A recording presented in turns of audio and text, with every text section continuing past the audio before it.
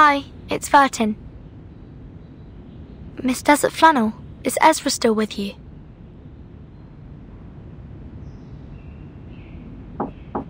Miss Desert Flannel?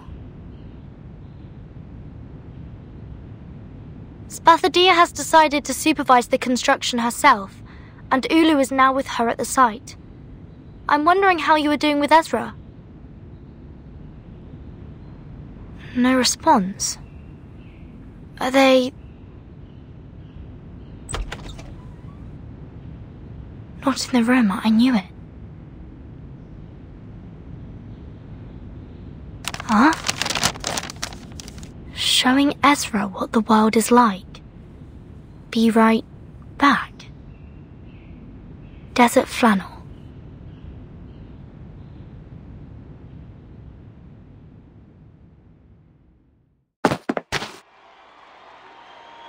Watch your feet and your head. The people here never look down. That's how you get muddy shoes when you're out here. Here, take my hand. Miss Desert Flannel, what is this place? What are we doing here? Something that needs to be done, and something that needs to be said. Hey, big bloke, don't get in my way!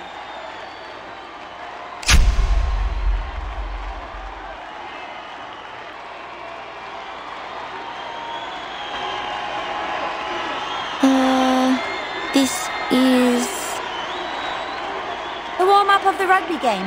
It's not a formal game, but the audience's enthusiasm is burning. I mean, it's hard to get a ticket.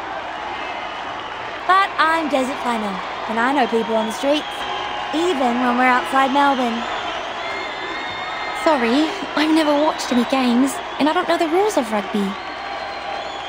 I don't think I will understand any of this. Do you mind? No, I'm cool with that, because the game is not what we're after. You see that guy over there? That's Tom, a shining new star in the NRL. The best fullback they've ever had. He's from the Melbourne Sailcar Club. They have a seagull as their club's mascot with a fish and a chip in its mouth. Yes. Okay. And that bloke over there, that's Kip Carl of the Hobart Blue Lake. He's the kind of player who knows how to really tackle. They call him the Unbreakable King. And lastly, I want you to look at that smaller guy. That's Russell. Doesn't look tough, does he? But he is the slippery Jerboa because, man, he is fast when he gets the ball. But what is this to do with us? I still don't understand. Ezra. Guess how many of them are arcanists? Nice one! Nice one! Russell made it again! Excellent interception!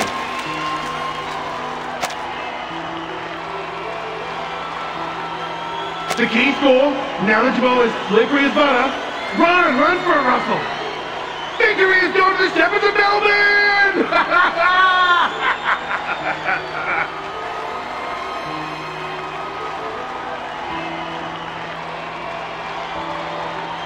Russell! Russell! Russell!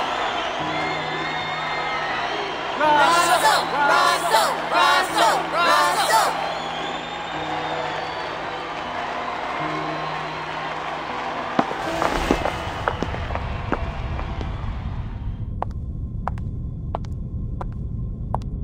Mankind is known for their physical resilience and endurance. That is to say, Tom and Kip Carl are humans, while Russell, whose skills and unpredictability are his strengths, is an arcanist. A reasonable deduction. Physical resilience and varied skills are indeed the respective features of mankind and arcanists. However, things are not as simple as they appear.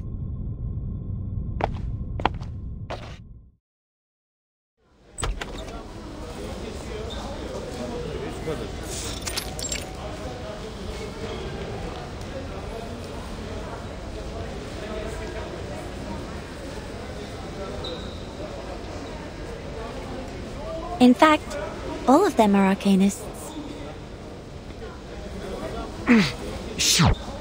Give me that thing.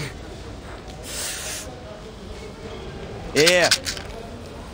Be careful. Don't overdose. Painkillers are addictive, you know.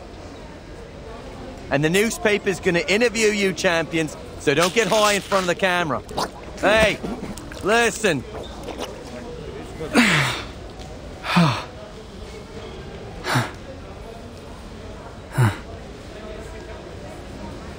Sporting is great fun, but it can also be dangerous, especially for sports like rugby, MMA, or boxing, which involve a lot of intense physical contact. And the arcanists who are good at healing will naturally become the best athletes of all. 15 minutes. That's all they take. Most of the arcane treatments take only 15 minutes to heal the patient. And before that happens, the athletes would just take painkillers to help themselves get through the game. And after the 15 minutes, they are refreshed and healthy, like those athlete dolls you find in the souvenir store. They can slide, impact like a maniac, and don't have to worry about missing any important sporting sessions if injured. This is an advantage? That's right. An unbelievable advantage. But are they really as good as they look? Their glory comes with a price. Ligament damage and the irreversible tears keep recurring. But there is still an elephant in the room. It paces around, making noises which are unfit for the place. Like this conversation we're having in the locker room. But on the sports field, where blood boils, power and strength are the only things that matter. Nobody has the time to stop and ask what we're doing here, just like they don't have the time to notice the elephant. 10 years ago, Margaret of Broken Hill was invincible on the court. In August last year, she died on the last day of winter. Did she die of recurrent injuries? It's very likely that Arcanist athletes who repeatedly get injured and heal themselves would get hurt on the same body part in the future. The body will become fragile. They might even twist their ankle from walking. Sometimes even break a bone or two. No, she died from an overdose. She needed a horrific amount of painkillers to ease her pain. So much that her body was overwhelmed. This is cruel. We have to report this to the Foundation and solve it once and for all. The athletes could have played in a safer way if given help.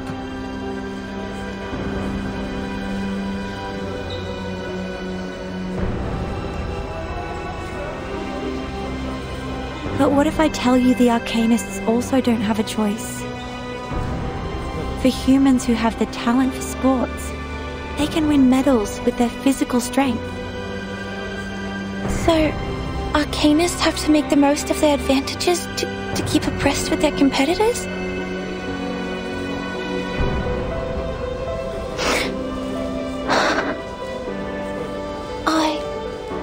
I had no idea. I'm sorry, truly.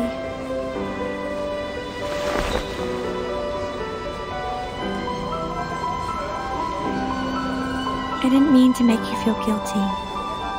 Nor did I deliberately put you in pain. But Ezra, I was once one of them.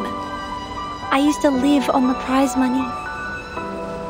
I'm only telling the truth. It is happening every day, every moment, and every second. Drug addiction, premature senility, and irreversible physical damage. This is almost a destined end for every Arcanist athlete. And nobody is held accountable for this. Not the clubs or the hosts of the games. Drug abuse is a personal behavior. That's it. Those people who are passionate about sports and don't want to lead a life without them. I have no idea how they would make a living or handle a quiet life, so I know they don't have much of a choice. The sport industry of humans is generous. They offer equal chances to human and arcanist athletes. But it's also cruel. And the athletes are like the girls in Cinderella's story, who wish their feet would fit the glass slippers. They have no choice but to cut off part of their heels to earn the glory. This isn't fair. These sports and rules are not appropriate for arcanists. They have been treated unjustly. They aren't taken seriously and respected as athletes. Is Spathadia one of them? That's why she was so furious. So the rumor that they are turning against each other is true.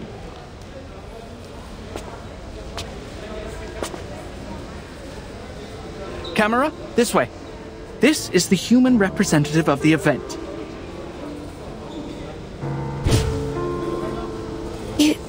You were that paparazzi. This is not how a polite kid would address others, Mr. Ezra.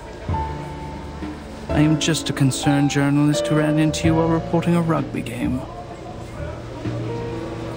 Watch your mouth, mister. This is harassment.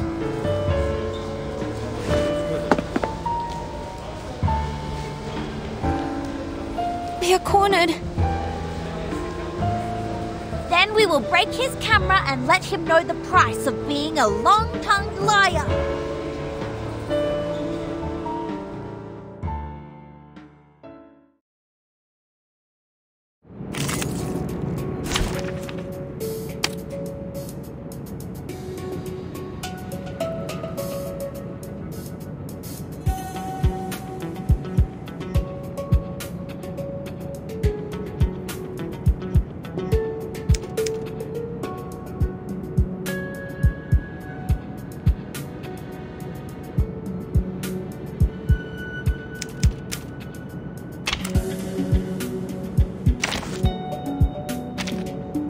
And now, I belong to this set. No wingman is needed. Who ate beans?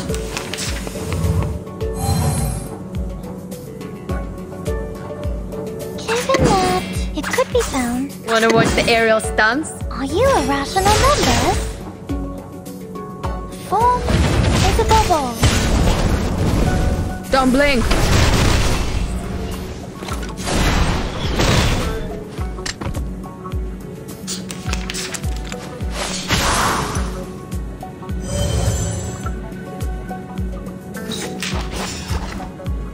The moment of silence. Fine. Until the torch is lit. Oh-oh!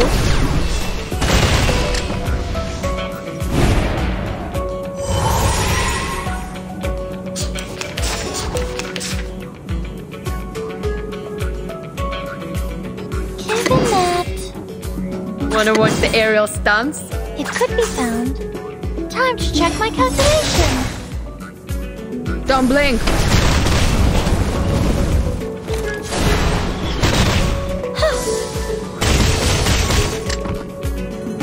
Form is a bubble. Red 38 is about to return.